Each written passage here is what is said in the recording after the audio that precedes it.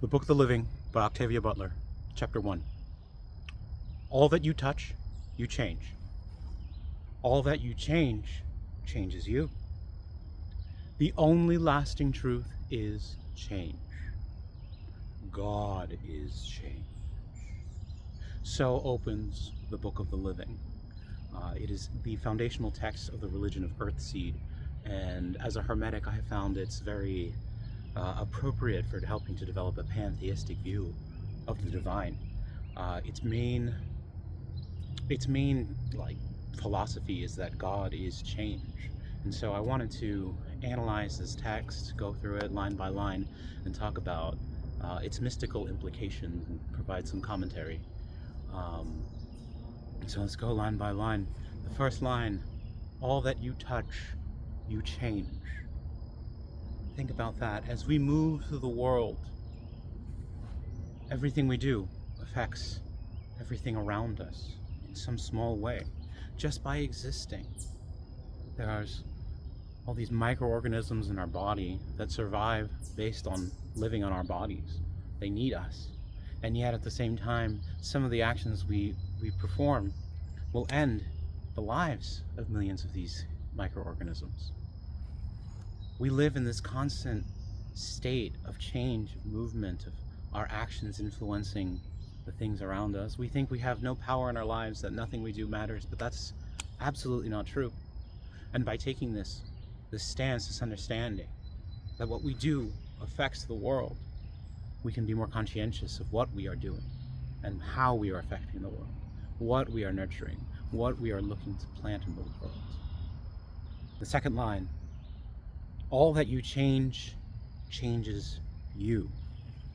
It's not just a one-way street outward, it's also those things out in the world come in and influence you as well. They come back. It's not a one-way street, it's a mutualistic symbiosis. It's a pairing, it's one thing with another. The only lasting truth is change. Think about that. Think about that. I'm a big fan of Platonism and Hermeticism. They're always talking about the eternal realm, the unalterable, divine, that which never changes. But there's something in our world where change is the only lasting truth. And if our world is a reflection of the eternal realm, then there is something about change and impermanence that has been reflected from that permanent realm here. There is mystery there, there is paradox. If this world is a reflection of the divine, then by understanding how change occurs, how it shapes us, how we use it to shape the world, we come to understand God better. And this leads to the final line: God is change. God is not the creator, but the process of creation unfolding over time. The patterns, the cycles, all of this. Coming to know this, coming to understand this. This is how we come to know God. This is how we come to understand the divine.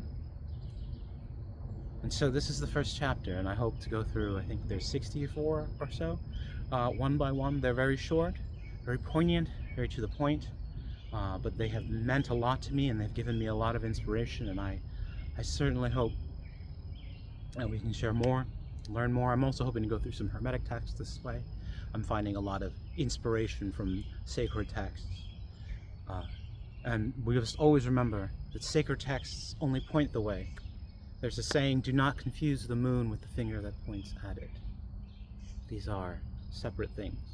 And in Hermetic mysticism, we use text to help open our awareness, to prepare us for these greater experiences of the divine. And that's what I find most useful about the Book of the Living. So stay tuned, there's going to be more. I'm Frater Zygmunt. You can find me at fraterzygmunt.com or here on YouTube. And stay tuned. Take care. Bye.